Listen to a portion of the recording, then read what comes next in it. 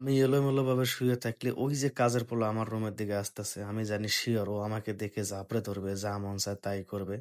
আমি আর বাধা দেব না। ঠিক কাজের পোলাও সেই রুমের দিকে প্রবেশ করতেছে আর এইদিকে ছোট ম্যাডাম এমনভাবে ঘুমিয়ে রয়েছে, মানে উনি কাজের পোলাকে বুঝতে দিচ্ছে না যে উনি ঘুমিয়ে না, ঘুমার ভান করে রয়েছে।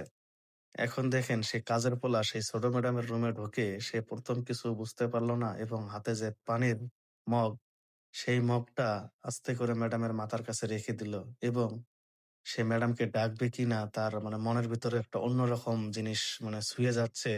কারণ এতদিন যাকে মানে গোসলখানায় লুকিয়ে, লুকিয়ে দেখতো আর আজকে সে কিনা সরাসরি দেখতে পাচ্ছে।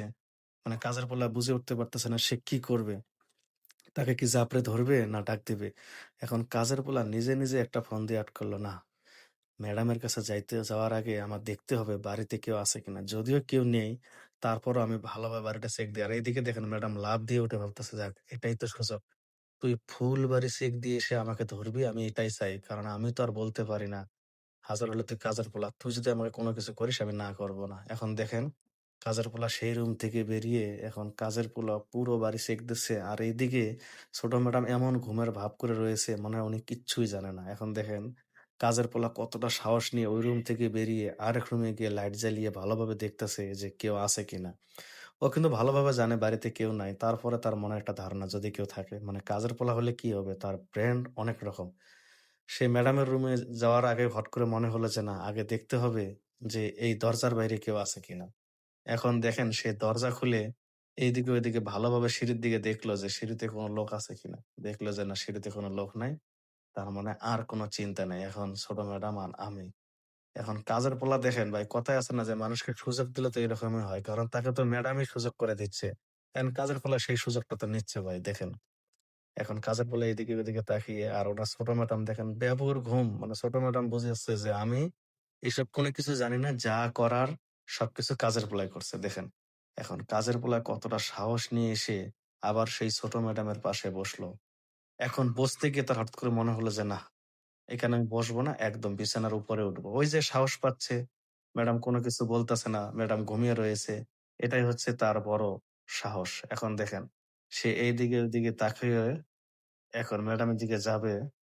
আর ম্যাডামও তো দেখতে অনেক সুন্দর। কারণ তাকে দেখে তার আর মন মানতেছে না। কারণ ম্যাডাম যখন গোসলখানায় গোসল দিতে যায় বা এদিকে ওদিকে যায় তখন সবসময় কাজের ছেলে ফলো করে।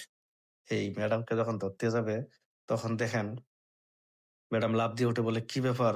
কুদ্দুস তুই বিছানার উপরে কেন?" কয়, "না আফামনে আমি এই যে পানি নিয়ে এসেছিলাম।" "পানি নিয়ে আসবি ভালো কথা। তা তুই বিছানার উপরে কেন?" কয়, "না মানে এমনে, এমনে।"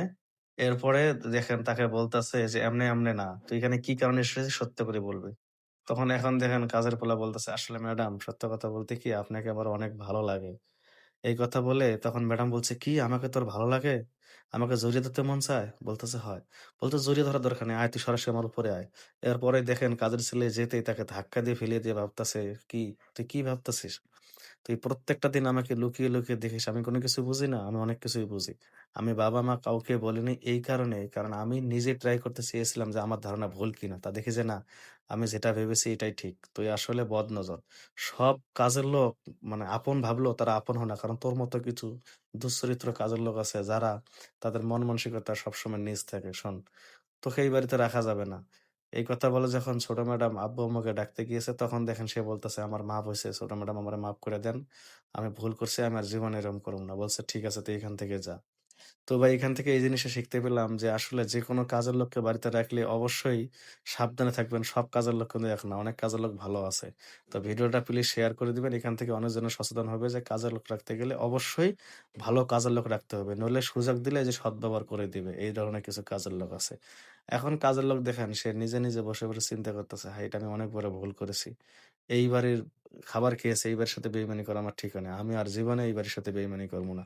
প্লিজ ভাই ভিডিওটা শেয়ার দিয়েন। এখান থেকে অনেকজনের সচেতন হবে যে না, কাজের লোক রাখতে গেলে একটু হলেও ভালো কাজের লোক রাখতে হবে। আর কাজের লোকের সামনে সবসময় এলোমেলো কাপড়-চোপড় পরে থাকা যাবে না। আল্লাহ হাফেজ।